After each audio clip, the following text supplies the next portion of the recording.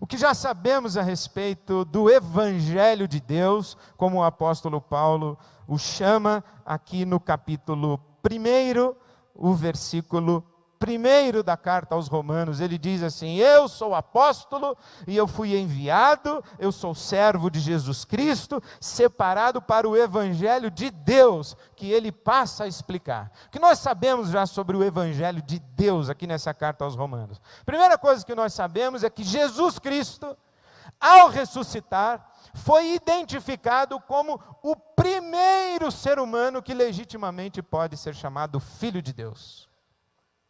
É isso que está aí no capítulo 1 até o versículo 7, que Jesus Cristo, quando ressuscitou, todo o universo ficou de boca aberta e disse assim: finalmente um Filho de Deus. Por quê? Porque até Jesus Cristo, o que o universo tinha visto como caricatura de ser humano, era Adão. E Adão, embora tenha sido criado à imagem e semelhança de Deus, ele não tinha muito assim cara de Filho de Deus.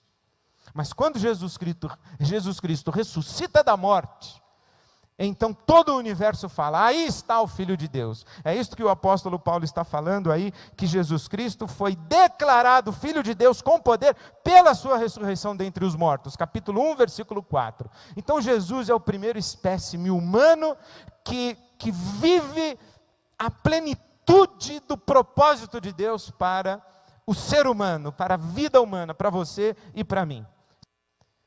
Por isso é que a Bíblia Sagrada vai dizer que Jesus é o último Adão e é o segundo homem. Agora ele pode começar uma nova geração a partir do Cristo ressurreto. Veja que interessante, é que nós não estamos falando do homem estar diante do bem e do mal e escolher o mal. No jardim do Éden, na narrativa bíblica, o homem não está diante do bem e do mal. O ser humano está diante da morte e da vida, porque tem duas árvores. A árvore do conhecimento do bem e do mal, que é a árvore da pretensão de independência em relação a Deus, e a árvore da vida. A árvore que Adão vai comer é a árvore do conhecimento do bem e do mal, é a árvore da pretensão de independência, isto é, a árvore da morte, porque nada existe independente de Deus. O que a Bíblia vai falar, portanto, é que essa condição em Adão independe do seu gênero, da sua etnia, independe inclusive da sua religião. Todos nós seres humanos somos pecadores à semelhança de Adão.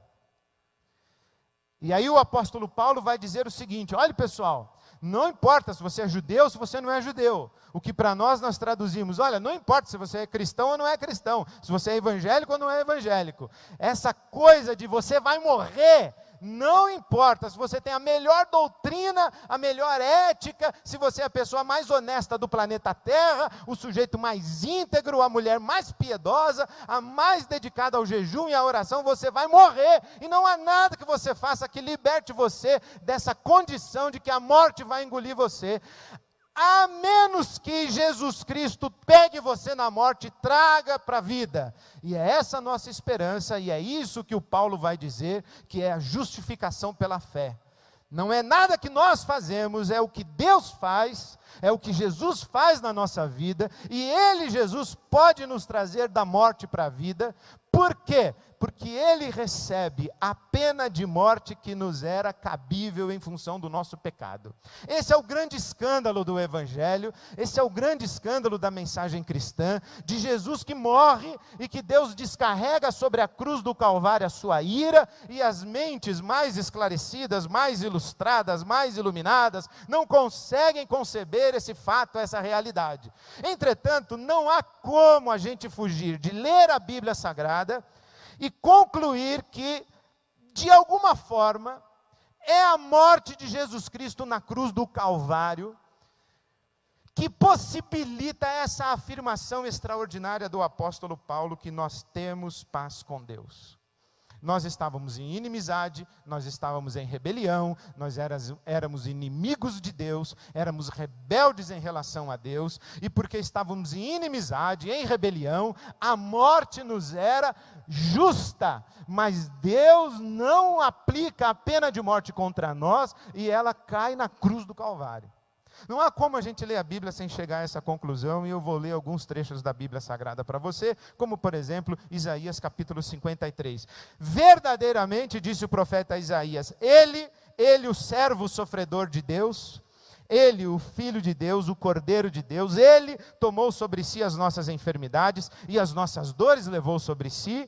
Nós o reputávamos por aflito, ferido de Deus e oprimido, mas ele foi ferido por causa das nossas transgressões e moído por causa das nossas iniquidades. O castigo que nos traz a paz estava sobre ele, e pelas suas pisaduras, porque ele foi pisado, é que nós fomos sarados. Todos nós andávamos desgarrados como ovelhas, cada um se desviava pelo seu próprio caminho, julgando-se dono do seu próprio nariz, mas o Senhor fez cair sobre ele a iniquidade de todos nós. Isaías 53.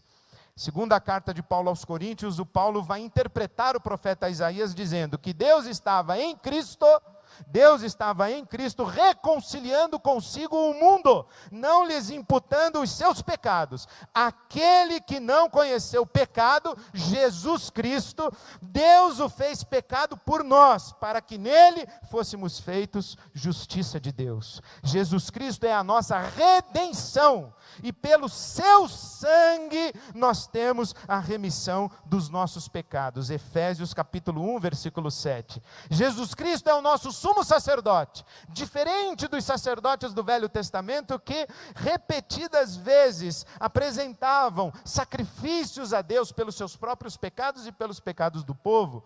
Hebreus capítulo 7, versículos 26 e 27, nos dá conta de que Jesus apresentou a si mesmo como um sacrifício, não pelos seus próprios pecados, porque ele não os tinha, nem pelo seu próprio pecado, porque ele não era um rebelde inimigo, ele era um filho absolutamente submisso. Então ele se ofereceu a si mesmo como sacrifício pelos pecados de todos nós, e fez isso de uma vez por todas, de tal maneira que, uma vez que ele obteve para nós eterna redenção, por meio do seu sangue, quando entrou no santo lugar, e foi ele mesmo o sacrifício. Hebreus capítulo 9, versículo 12. Assim também Cristo, oferecendo-se de uma vez por todas para tirar os nossos pecados, aparecerá segunda vez, sem pecado, a todos aqueles que esperam a salvação. Hebreus 9, 28.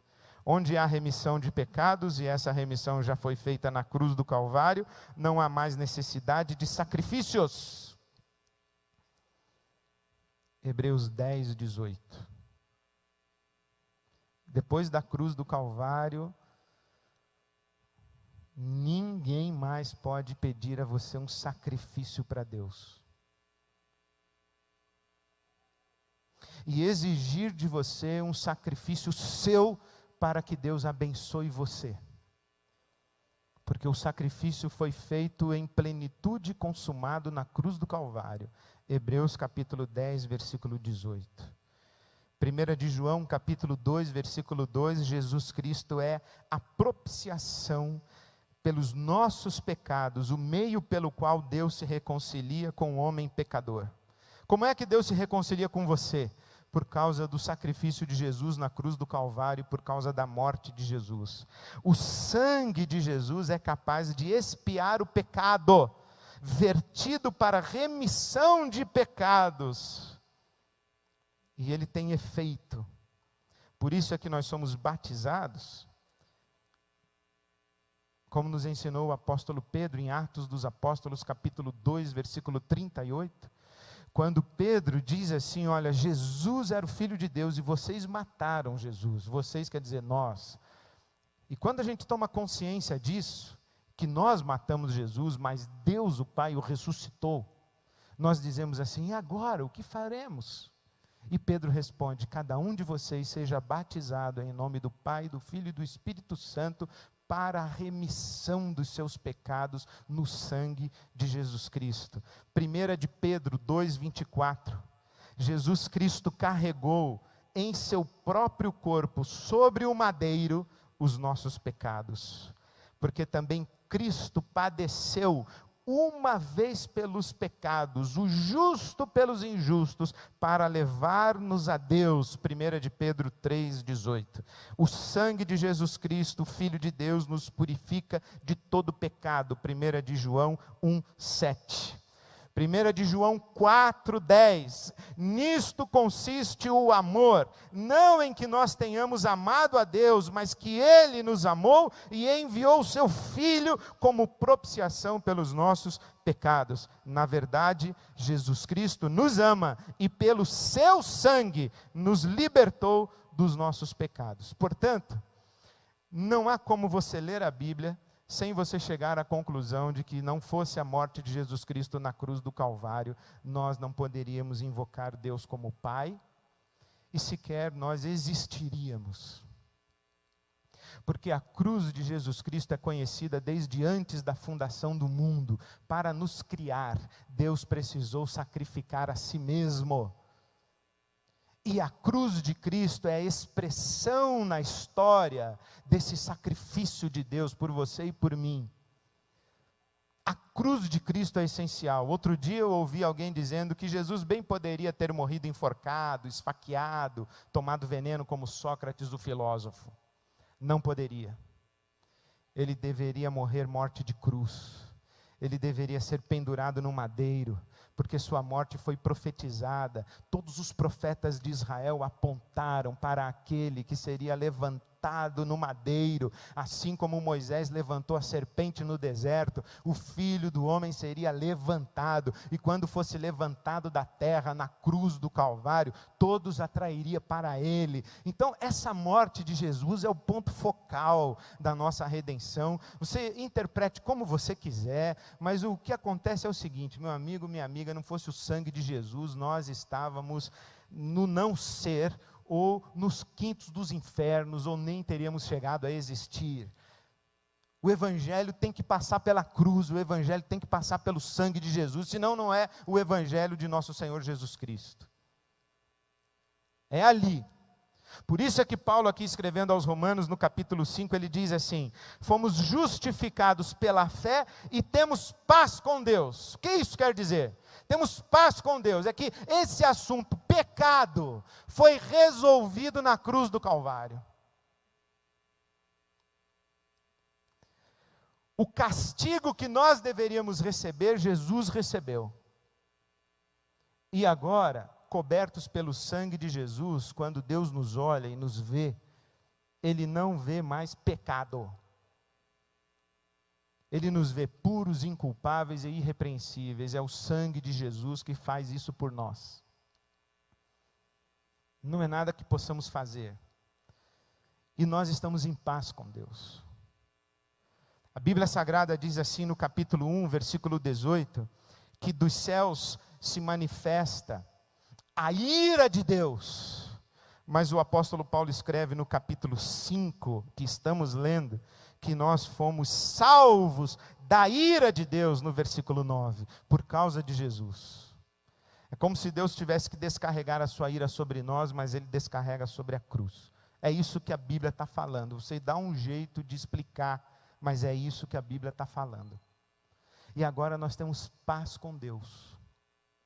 Temos paz com Deus. Pecado já não é mais uma questão que entra na equação da nossa relação com Deus.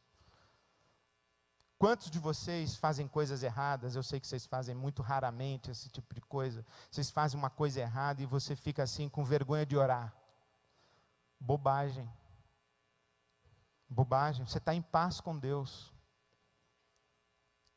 Por isso é que Paulo no capítulo 4, ele disse assim, no versículo 7, citando o Salmo de Davi, o Salmo 32, olha, se tinha um cara que devia temer a ira de Deus, era esse tal de Davi. O cara pegou a mulher do vizinho, matou o marido dela, pegou a grana do seguro dele, viajou com ela, pintou e bordou.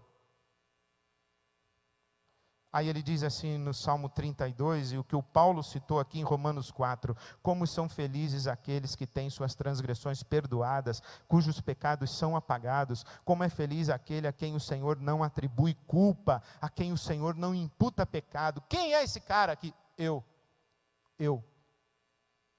Não é que eu não tenho pecado, é Deus não imputa pecado sobre mim ou contra mim, porque a pena pelo meu pecado já foi levada no madeiro, na cruz do Calvário, e o sangue de Jesus está sobre mim, e eu tenho paz com Deus. Hoje eu tenho paz com Deus. Então Paulo está dizendo isso claramente, ele diz, olha, pecado não é um negócio mais que está na nossa relação com Deus, porque Jesus é o Cordeiro de Deus, que tira o pecado do mundo. Nós inclusive acabamos de cantar, glória a Deus. Então pecado não faz mais parte. Agora, esse capítulo 5 de Romanos, eu acredito que ele quer dizer para nós duas coisas só. A primeira é essa retomada aí, a paz com Deus. Mas ele quer dizer mais duas coisas.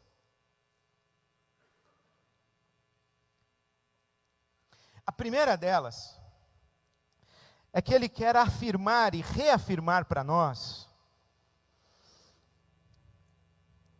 que a nossa relação com Deus não é uma relação que tem como essência pecado e o que é que Deus faz com o pecado. E que a morte de Jesus Cristo na cruz é imprescindível, é fundamental, mas que o grande evento da fé cristã é a ressurreição de Jesus. Porque diz o apóstolo Paulo em Coríntios capítulo 15, que se Cristo não ressuscitou, é vã a nossa fé, vazia, não tem consistência, não tem utilidade, não tem consequência, é uma fantasia, é uma ilusão, é uma bobagem, é uma tolice, é uma projeção de desejo de um papai do céu, mas não tem implicação nenhuma para a eternidade para nós, se Cristo não ressuscitou, porque se Ele morreu por nós e continuou morto, é porque merecia ter morrido, então Ele não pode nos redimir. Mas Ele ressuscitou. Então o grande evento é a ressurreição. E a nossa grande esperança é a vitória sobre a morte. Por isso é que Paulo diz aí no versículo 9 do capítulo 5. Como agora fomos justificados por seu sangue, muito mais ainda por meio dele seremos salvos da ira de Deus. E se quando éramos inimigos de Deus, fomos reconciliados com Deus, mediante a morte do seu Filho, quanto mais agora, tendo sido reconciliados, seremos salvos por sua vida. Não é somente a cruz de Cristo que tem impacto nas nossas vidas, mas é a ressurreição de Cristo. E a plenitude disso que nós chamamos de salvação, de redenção, isso que nós esperamos que Deus faça por nós, não é perdoar os nossos pecados ou não imputar pecados sobre nós, mas nos trazer de volta da morte para a vida. Nós estamos falando não de pecado, nós estamos falando de vida. É disso que nós temos que falar. Vida, vida, vida. Porque falar de cruz e falar de pecado é falar de alguma coisa que tem um gosto amargo na nossa boca. Mas falar da ressurreição e da vida e do poder da ressurreição de Deus e de Jesus Cristo sobre nós, isso tem um gosto doce para nós. Isso gera em nós o que o Paulo chama aqui de esperança. E essa é a nossa esperança, nós estamos falando de vida. Perdoe-me o péssimo exemplo que eu vou dar para você, mas você chama o seu filho e diz assim: filhinho, você tem que comer esse negocinho aqui, essa papinha de espinafre, porque isso aqui vai deixar você forte para você jogar bola, para você correr, para você andar de bicicleta, para você ganhar a corrida dos seus amiguinhos. O evangelho não é sobre papinha de espinafre. O evangelho é sobre jogar bola, andar de bicicleta. É isso, deu para entender? Não é assim aquela coisa ruim que é a cruz. É aquela coisa extraordinária que é o túmulo vazio no domingo da ressurreição. Essa é a nossa esperança, essa é a nossa fé, é isso que nós esperamos de Deus, é aí é nisso que a gente está agarrado. Então o Paulo está dizendo assim, olha, é verdade, Jesus Cristo morreu na cruz pelo seu pecado, pelo meu, levou sobre si as nossas iniquidades, e o castigo que nos traz a paz estava sobre ele. A cruz é que é o caminho de saída que a gente tem da morte para a vida, mas o Evangelho fala de vida, vida, vida, vida, vida. Não se esqueça isso, vida. A primeira coisa que ele fala aqui no capítulo 5. Agora, a segunda coisa que ele fala é que a gente diz assim: Paulo, então quer dizer que eu tenho paz com Deus, que Deus está em paz comigo, que Deus não imputa pecado sobre mim, que Deus não me olha como um réu pecador condenado, e que Ele não está respirando um ar de ira, Ele não está esperando para me castigar, Deus não está com um chicote na mão, Deus não está me ameaçando com a danação do inferno, eu estou em paz com Deus. É verdade mesmo que Deus não está me cobrando nada, que Deus não está me exigindo nada, que eu não tenho débito nenhum para com Deus, que está tudo pago por Jesus. É verdade isso, e o Paulo diz: é isso que eu estou tentando dizer para você, é isso mesmo. Aí a gente diz assim: mas tem um problema, Paulo, é que não parece, na minha experiência existencial, não parece que isso aconteceu. Eu ainda tenho algumas dificuldades, eu tenho tribulações, eu tenho aflições, eu tenho sofrimento, e diz aí o apóstolo Paulo, no capítulo 5, versículo 2, ou na verdade o versículo 3, não somente isso, mas também nos gloriamos nas tribulações, porque sabemos que a tribulação produz perseverança, e a perseverança produz um caráter aprovado, e o caráter aprovado produz esperança. Ele falou assim: Paulo, eu vou te falar uma coisa, eu estou em paz com Deus, mas eu estou passando maus bocados, os meus dias são ruins, eu tenho tribulações, eu sou perseguido, eu tenho aflições, eu tenho angústias, eu tenho coisas que acontecem comigo que não parecem que eu me reconciliei com Deus, e muito menos há coisas que acontecem comigo que não parecem que Deus se reconciliou comigo. E o Paulo diz assim: Ed, deixa eu entender o que você está falando. Eu falei: deixa eu entender, é o seguinte, cara, meu pai morreu, eu era garotinho. Eu queria que meu pai tivesse morrido. Meu amigo morreu num acidente de carro, eu não queria que meu amigo tivesse morrido. E eu vejo as pessoas sofrendo. Eu vejo muita dor e muito sofrimento. Eu convivo com gente que sofre, Paulo. Tribulação é uma coisa que eu conheço, eu sou pastor de igreja. Eu ouço gente contar da sua dor e do seu sofrimento.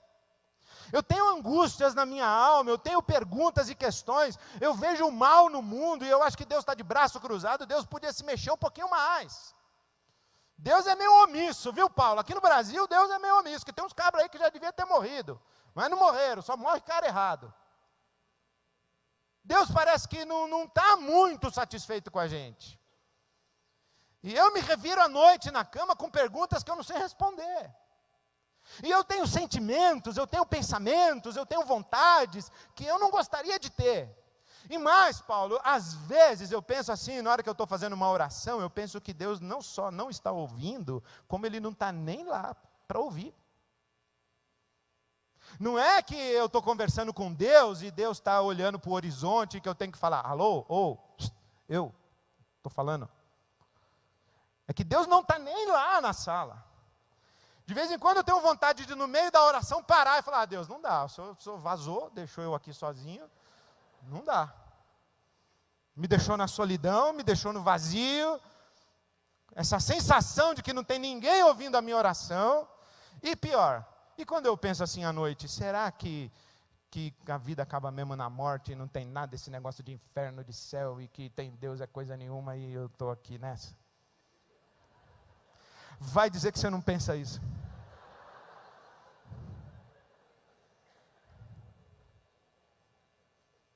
Penso.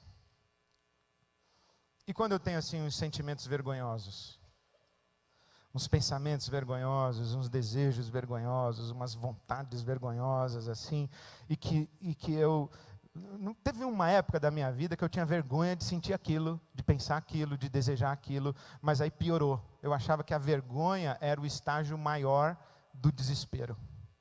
Mas piorou. Porque quando eu comecei a sentir algumas coisas, pensar algumas coisas, eu achava assim: não, eu estou com vergonha agora, mas à medida em que, afinal de contas eu sou pastor, à medida em que passar o tempo, assim que eu for envelhecendo, essas coisas vão ficando para trás, mas vai piorando. Parece que eu estou pior. do que quando eu comecei. Quando eu era seminarista, eu achava que eu sabia tudo e eu achava que eu era o máximo que tinha dedicado minha vida a Deus. Hoje eu me acho uma porcaria. Até porque é verdade que quanto mais perto da luz, a gente mais vê a sujeira.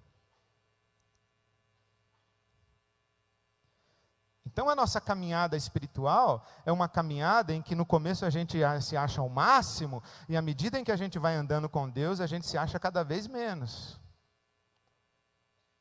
Até que a gente bate no peito e grita desesperado: miserável homem que sou.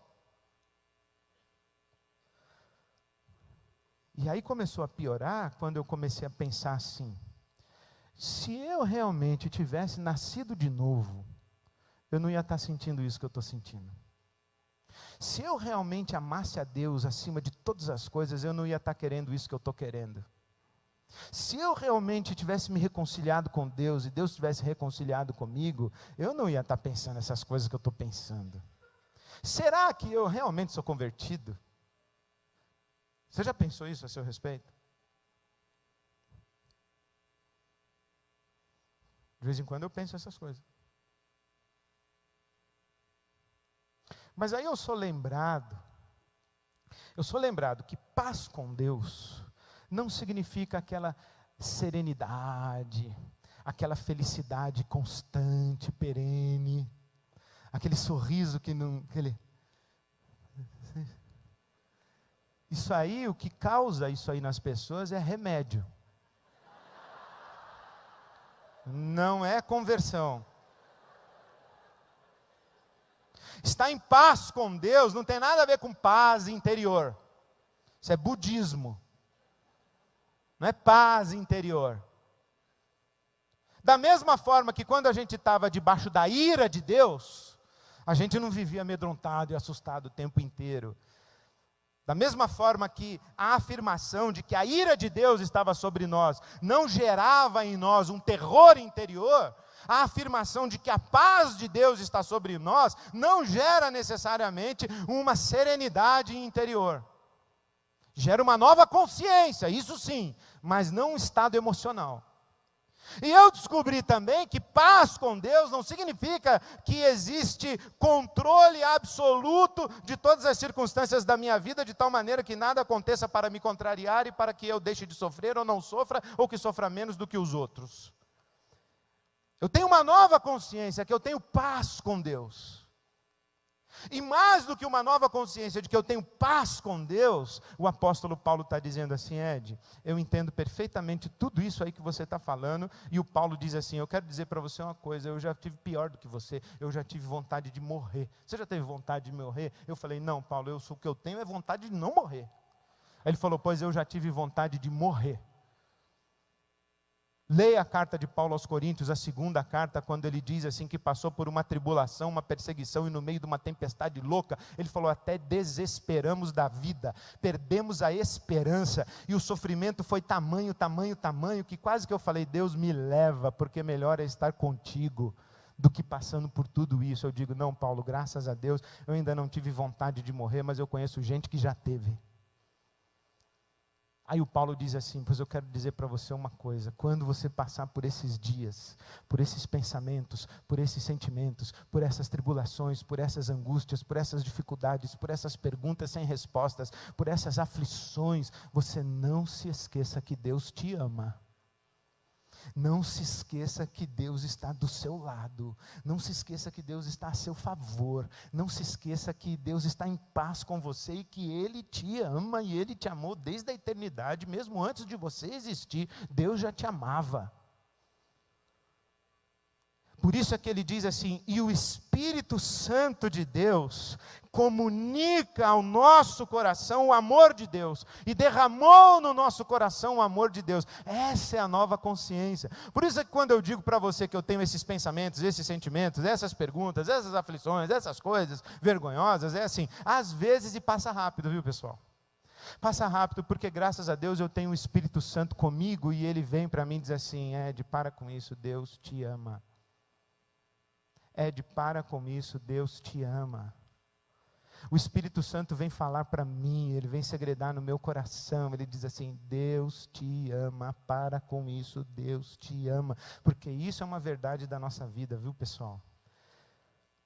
A palavra de Deus diz que o Espírito Santo, em primeiro lugar, diz assim: Ed, toma vergonha na sua cara, seu Adão. Aí eu falo: sim, Senhor, me perdoa. Isso aí é João 15.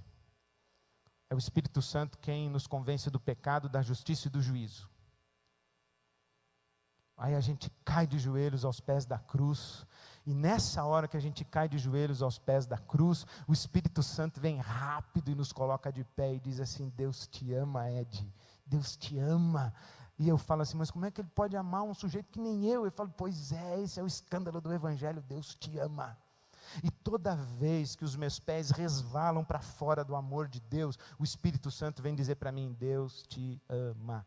E isso é uma coisa que Tiago, capítulo 4, vai falar para nós, que o Espírito Santo zela por nós com ciúmes. E quando você vai se afastando de Deus, o Espírito Santo vai lá e diz: Deus te ama. Veja bem, o Espírito Santo não vai lá dizer assim: Deus está irado contigo, Deus vai te castigar, hein? Cuidado o olhinho que vê, Deus vai acabar contigo. Cuidado o pezinho onde anda, Deus vai acabar com essa tua alegria aí. Deus vai mandar uma maldição na tua casa.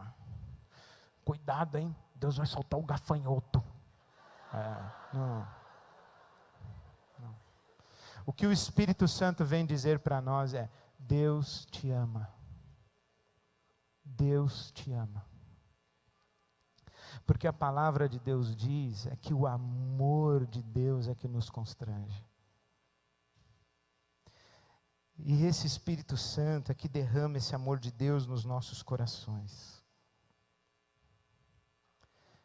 E aí a gente vai atravessando tribulações, a gente vai atravessando aflições, e à medida em que a gente vai tomando essa consciência de que nós estamos em paz com Deus por causa de Jesus Cristo, e que Deus nos ama, as tribulações elas vêm, a gente passa por cima, e elas vêm, a gente passa por cima.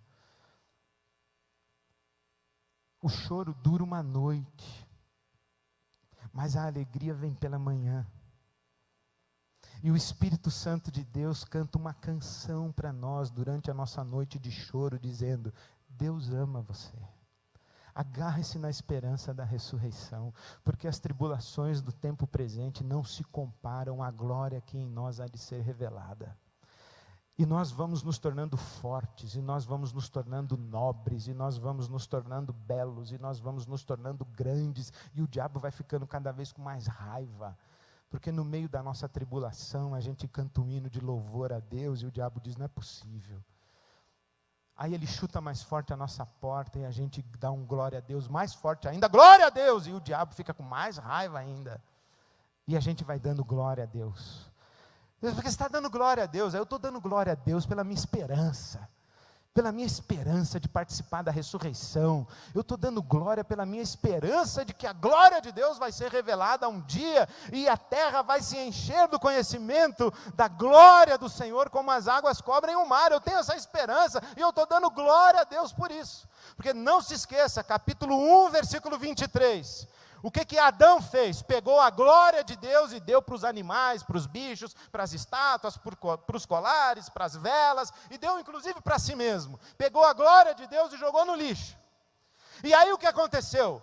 Romanos 3, 23, que quando nós pegamos a glória de Deus e jogamos fora, nós ficamos destituídos, ou ficamos com um Deus sem glória, sem esperança no mundo, e sem sustentação para a nossa existência. Mas à medida em que nós temos paz com Deus, e o Espírito de Deus vai dizendo: Deus te ama, nós devolvemos a glória para Deus e dizemos: nós te glorificamos. E quando vem a tribulação, a gente canta um hino de glórias a Deus, a gente se gloria também na tribulação.